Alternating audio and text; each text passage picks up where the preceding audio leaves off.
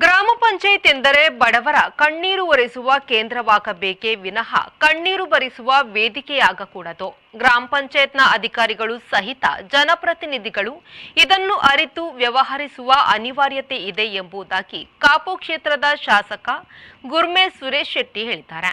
ಅವರು 53 ಲಕ್ಷ ರೂಪಾಯಿ ವೆಚ್ಚದಲ್ಲಿ ಪಡುಬಿದ್ರಿ ಗ್ರಾಮ ಪಂಚಾಯತ್ ಕಟ್ಟಡದ ಮೇಲೆ ನೂತನವಾಗಿ ನಿರ್ಮಿಸಲಾದ 1ನೇ ಅಂತಸ್ತಿನ ಕಟ್ಟಡವನ್ನು ಉದ್ಘಾಟಿಸಿ ಮಾತನಾಡುತ್ತಾ, ರಾಜಕೀಯ ಎಂಬುದು ಕೇವಲ ಚುನಾವಣಾ ಪೂರ್ವದಲ್ಲಿ ಮಾತ್ರ, ಆ ಬಳಿಕ ಎಲ್ಲರೊಂದಿಗೆ ಸಹೋದರ ಸಹೋದರಿಯರಂತೆ ಗ್ರಾಮದ ಒಳಿತಿಗಾಗಿ ದುಡಿಯಬೇಕಾಗಿದೆ ಎಂದರು.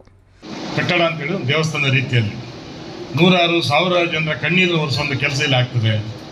ಅವರ ದುಃಖ ದುಮ್ಮಾನಗಳಿಗೆ ಸಾಂತ್ವನ ಹೇಳುವಂಥ ಕೆಲಸ ಆಗ್ತದೆ.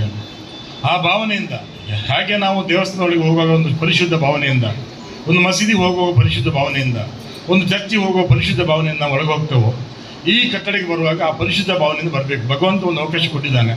ಅದು ಅಧಿಕಾರಿ ವರ್ಗ ಇರ್ಬೋದು, ಜನಪ್ರತಿನಿಧಿ ಇರ್ಬೋದು, ಅಧ್ಯಕ್ಷ ಇರ್ಬೋದು, ಉಪಾಧ್ಯಕ್ಷ ಇರ್ಬೋದು. ಆ ಭಾವನೆಯಿಂದ ನಾವು ಕೂತು ಕೆಲಸ ಮಾಡಿದಾಗ ಬಹುಶಃ ನಾವು ಆ ಭಗವಂತನ ಆ ಪ್ರೀತಿಗೆ ನಾವು ಪಾತ್ರ ಆಗ್ತಾರಂತ. ಇದು ನಮ್ಮ ಪೂರ್ವಜರು ಕಟ್ಟಿಕೊಂಡಂಥ ಸತ್ಯ. ಇದು ಎಲ್ಲ ಕಾಲಕ್ಕೆ ಎಲ್ರಿಗೂ ಕೂಡ ಆ ಅಧಿಕಾರ ಸಿಗುವುದಿಲ್ಲ.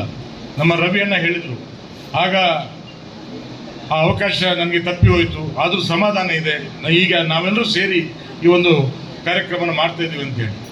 ಯಾವುದಕ್ಕೊಂದು ಕಾಲಕ್ಕೆ ಬರಬೇಕಂತ ಹೇಳ್ತಾರೆ. ಕಾಲೋ ಈ ದುರಿತಕ್ರಮಃ ಕಾಲಸ್ಯ ಕುಜಲಾಗತಿ ಕಾಲಾಯ ತಸ್ಮನಂ ಅಂತೇಳಿ. ಯಾವುದನ್ನು ಯಾವ ಹೊತ್ತಲ್ಲಿ ಯಾರು ಮಾಡಬೇಕನ್ನೋದು ದೈವಚಿತ್ತಕ್ಕೆ ಬರಬೇಕಂತೆ.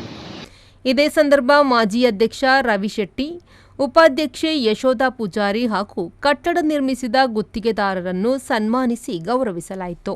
ಕಾರ್ಯಕ್ರಮದ ಅಧ್ಯಕ್ಷತೆಯನ್ನು ಗ್ರಾಮ ಪಂಚಾಯತ್ನ ಅಧ್ಯಕ್ಷೆ ಶಶಿಕಲಾ ವಹಿಸಿದ್ದು, ಮುಖ್ಯ ಅತಿಥಿಗಳಾಗಿ ಮಾಜಿ ಶಾಸಕ ಲಾಲಾಜಿ ಆರ್ ಮೆಂಡನ್, ಗ್ರಾಮ ಪಂಚಾಯತ್ನ ಉಪಾಧ್ಯಕ್ಷ ಹೇಮಚಂದ್ರ ಸಾಲ್ಯಾನ್, ಪಿಡಿಒ ಮಂಜುನಾಥ ಪಿ ಶೆಟ್ಟಿ, ಕಾರ್ಯದರ್ಶಿ ರೂಪಲತಾ ಮುಂತಾದವರಿದ್ದರು.